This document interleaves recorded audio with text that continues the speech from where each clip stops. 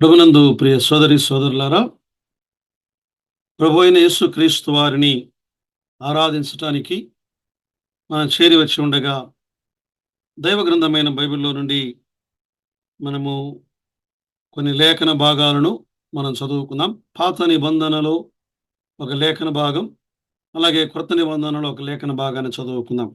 ఆదికాండం 2వ అధ్యాయం 7వ వచనం. దేవుడైన యెహోవా నేలమంటితో నరుని నిర్మించి వారి నాసికారంధ్రములలో జీవాయువును ఊదగా నరుడు జీవాత్మ ఆయను. క్రొత్త నిబంధనలో యోహాను సువార్త 1వ అధ్యాయం 3 వచనాలు. ఆదియందు వాక్యం ఉండెను, వాక్యము దేవుని యొద్ద ఉండెను, వాక్యము దేవుడై ఉండెను. ఆయన ఆదియందు దేవుని యొద్ద ఉండెను. సమస్తము ఆయన మూలముగా కలిగెను. కలిగి ఉన్నదేదియు ఆయన లేకుండా కలుగలేదు. ప్రభునందు ప్రియ సోదరి సోదరులారా, ప్రియ స్నేహితులారా, ఆదివారం ప్రభువును మనము ఆరాధన చేయడానికి చేరి వస్తూ ఉండగా, ఆదివారం మాత్రమే కాదు, లేఖనములను తెరిచి దేవుని సన్నిధిలో లేఖనములను ధ్యానిస్తూ ఉండగా ఆయన్ను మనము ఆరాధించటానికి, ఆయన గుణగణములను, ఆయన గుణాతిశయములను ఆయన లేఖనములో మనం చూడగలం. మనం చదివిన ఈ భాగములో జీవవాయువును ఊదగా నరుడు జీవాత్మాయను ఉన్న దేవుడు, ఆయన జీవము గల దేవుడు, ఆయన జీవాధిపతి, ఆయన జీవమునకు మూలం. ఇందులో కొన్ని మాటలను మనం ఆలోచన చేద్దాం. ఒకటి, మానవునికి జీవమిచ్చిన దేవుడు. మానవునికి జీవమిచ్చిన దేవుడు, ఆయన జీవము గలవాడు. దేవునికి జీవాన్ని ఎవరూ ఇవ్వలేదు.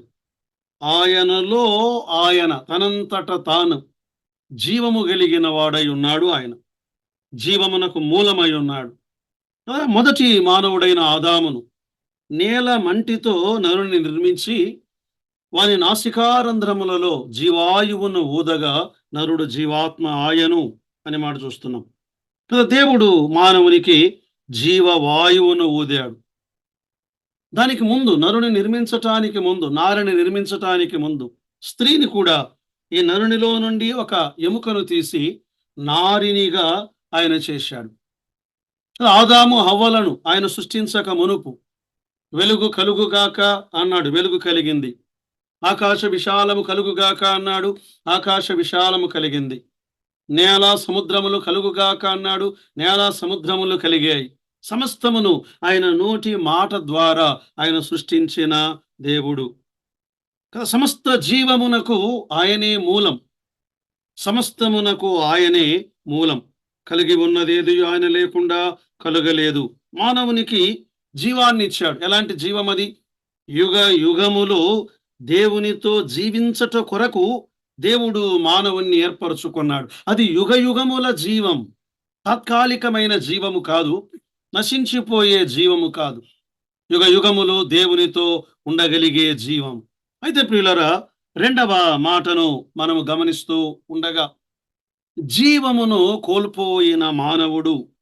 అదే ఆదికాండం 2వ అధ్యాయం 17వ వచనములో దేవుడు ఇలా అన్నాడు, అయితే మంచి చెడ్డల తెలివినిచ్చు వృక్ష ఫలమును నీవు తినకూడదు, నీవు వాటిని తినదినమున నిశ్చయముగా చచ్చెదవు అని దేవుడు ఆజ్ఞాపించాడు. అయితే ప్రియులారా, మానవుణ్ణి దేవుడు ఎలా నిర్మించాడు? కంప్యూటర్ మాదిరి నిర్మించలేదు. ఆయన కోడింగ్ ఇవ్వలేదు, అలా ఆపలేదు. మానవునికి స్వచిత్తాన్ని ఇచ్చాడు. పండు తినవచ్చు, తినకూడదు అనే నిర్ణయం మానవుడే చేయాలి. అయితే ఆదాము వారిద్దరు ఏం చేశారు? ఆజ్ఞను మీరి తినవద్దు అని దేవుడు ఆజ్ఞాపించిన ఆ వృక్ష ఫలములను వారు తిన్నారు. ఆదికాండం 3వ అధ్యాయం 7-8 వచనాల్లో, అప్పుడు వారిద్దరి కన్నులు తెరవబడెను, తాము దిగంబరులమని తెలుసుకొని అంజూరపు ఆకులు కుట్టి తమకు కచ్చడములను చేసుకొనిరి. 8వ వచనం, చల్లపూటను దేవుడైన యెహోవా ఆదామును అతని భార్యయు తోటలో సంచరించుచున్న దేవుడైన యెహోవా స్వరము విని, దేవుడైన యెహోవా ఎదుటికి రాకుండా తోట చెట్లలో దాగుకొనగా ఆజ్ఞను మీరారు, అవిధేయులయ్యారు, వారు దిగంబరులయ్యారు. పాపమును బట్టి మరణమునకు పాత్రులయ్యారు, జీవమును కోల్పోయారు. దేవుడిచ్చినటువంటి జీవాన్ని వారు కోల్పోయారు. మరణమునకు పాత్రులయ్యారు. పాపం మానవుణ్ణి భయాందోళనకు గురి చేసేది. భయపడ్డారు. పాపము ద్వారా భయం, పాపము ద్వారా అపవిత్రత, పాపము ద్వారా మరణం. ఎన్ని ప్రయత్నాలు చేస్తున్నారు. తిరిగి జీవాన్ని సంపాదించుకోవాలి, తిరిగి ఆ జీవాన్ని సంపాదించుకోవాలి, నిత్య జీవములోనికి వెళ్ళాలి, పరలోకములోనికి వెళ్ళాలి, దేవుని యొద్దకు వెళ్ళాలి. ఎన్ని ప్రయత్నాలు మానవుడు చేస్తూనే ఉన్నాడు.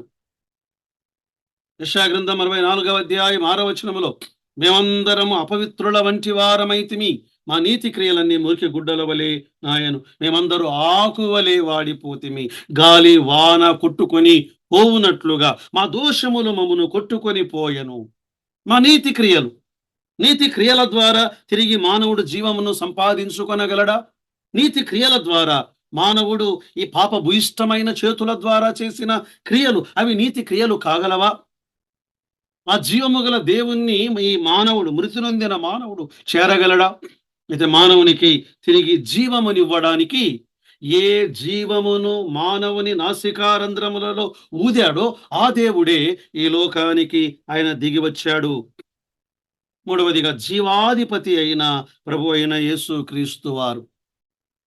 అపోస్తల కార్యముల గ్రంథం 3వ అధ్యాయం 15వ వచనములో పేతురు ఆనాడు తన ప్రసంగములో మాట్లాడుతూ, యూదులతో ఆయన మాట్లాడుతూ, మీరు జీవాధిపతిని చంపితిరి, యూదులారా మీరు జీవాధిపతిని చంపితిరి, దేవుడు ఆయనను మృతులలో నుండి లేపెను, అందుకు మేము సాక్షులము. మేము చూశాము, మీరు చంపారు, సమాధి చేయబడ్డాడు, 3వ దినమున ఆయన తిరిగి లేచాడు. ఆయన ఎవరు? జీవాధిపతి యేసు క్రీస్తు ప్రభువారు. ఆయన జీవము గలవాడు మాత్రమే కాదు, ఆయనే జీవమై ఉన్నాడు, ఆయనే జీవమై ఉన్నాడు. యోహాను సువార్త 14వ అధ్యాయం 6వ వచనంలో ఏమన్నాడు యేసు ప్రభువారు? నేనే మార్గము, సత్యమును, జీవమును. ఇదే యోహాను సువార్త 1వ అధ్యాయం 4వ వచనములో, ఆయనలో జీవముండెను, ఆ జీవము మనుష్యులకు వెలుగై ఉండెను. యేసుక్రీస్తు ప్రభువారు తనంతట తాను ఆయన జీవము గలవాడు. యోహాను సువార్త 5వ అధ్యాయం 26వ వచనములో, తండ్రి ఏలాగు తానంతట తానే జీవము గలవాడై ఉన్నాడు, అలాగే కుమారుడును తనంతట తానే జీవము గలవాడై ఉండుటకు కుమారునికి అధికారము గలదు. ఆయన జీవము గలవాడు. అయితే ప్రియులారా, ఆయన మనందరి నిమిత్తమై, సర్వ మానవాళి నిమిత్తమై మనకు తిరిగి జీవాన్నివ్వడము కొరకై ఆయన జీవమును కోల్పోయాడు. ఆయన మన నిమిత్తమై విమోచన క్రయధనముగా తన ప్రాణమును సమర్పించాడు. తిమోతి 1వ పత్రిక 2వ అధ్యాయం 5, 6 వచనాల్లో, దేవుడు ఒక్కడే, దేవునికిని నరులకును మధ్యవర్తియు ఒక్కడే, ఆయన క్రీస్తు యేసును నరుడు, ఈయనందరి కొరకు విమోచన క్రయధనముగా తన ప్రాణమును సమర్పించాడు, తన్ను తాను సమర్పించుకున్నాడు. ఆయన మరణించాడు, తన ప్రాణముని, తన జీవాన్ని, తన రక్తములో జీవమున్నది, రక్తములో ప్రాణమున్నది. ఆయన రక్తమును ధారపోయుట ద్వారా మన నిమిత్తమై తన ప్రాణమును అర్పించాడు, విమోచన క్రయధనముగా. అయితే ప్రియులారా, యేసుక్రీస్తు ప్రభువారు అక్కడితో ఆయన ఆగలేదు. 3వ దినమున తను తిరిగి లేచాడు. ప్రాణము పెట్టుటకు ఆయనకు అధికారము కలదు. యోహాను సువార్త 10:17లో, తిరిగి ఆ ప్రాణమును తీసుకున్నటకును ఆయనకు అధికారము కలదు. ఆ ప్రాణాన్ని ఆయన తిరిగి తీసుకున్నాడు. అందుకే ఆయన అన్నాడు, పునరుత్థానమును జీవమును నేనే. యేసుక్రీస్తు ప్రభువారు మనందరి కొరకై, మనకు జీవమిచ్చుట కొరకై తన జీవాన్ని కోల్పోయాడు. మనకు ప్రాణమిచ్చుట కొరకై తన ప్రాణమును క్రయధనముగా మన కొరకై చెల్లించాడు. 4వదిగా, జీవము పొందిన విశ్వాసి. ఈనాడు మనం ఎవరమైతే యేసుక్రీస్తు ప్రభువారిని విశ్వసిస్తామో, ఆయన్ను పంపిన ఆయనను విశ్వసిస్తామో, మనము జీవాన్ని తిరిగి మనము పొందగలం, జీవములోనికి మనము రాగలం. నా మాట విని, యోహాను సువార్త 5:24, నా మాట విని నన్ను పంపిన వాని యందు విశ్వాసముంచువాడు నిత్య జీవము గలవాడు. వాడు తీర్పులోనికి రాక మరణములో నుండి జీవములోనికి, మరణములో నుండి జీవములోనికి, మరణములో నుండి జీవములోనికి దాటి ఉన్నాడు. చూశారా? మన ప్రయత్నాల ద్వారా మనం జీవాన్ని పొందలేకపోయాం. కానీ యేసుక్రీస్తు ప్రభువు వారిని నమ్ముట ద్వారా మనము జీవాన్ని పొందాం. సమరయ స్త్రీతో ప్రభు అన్నాడు, నేను నీకు జీవ జలమిస్తాను అన్నాడు ఆయన. జీవజలమిచ్చువాడు ఆయన. మాత్రమే కాదు, ఆనాడు వేల వేల వేల మంది ప్రజలకు ఆయన ఆహారాన్ని పంచి ఆయన అన్నాడు, నేనే జీవాహారమును అన్నాడు ఆయన. జీవజలము ఆయనే, జీవాహారము ఆయనే, జీవ పునరుత్థానము ఆయనే. ఆయన ద్వారా తిరిగి మనము లేవగలం. యేసుక్రీస్తు ప్రభువారు ఆయన జీవమై ఉన్నాడు. యేసుక్రీస్తు ప్రభువారు ఆయన జీవాధిపతి అయి ఉన్నాడు.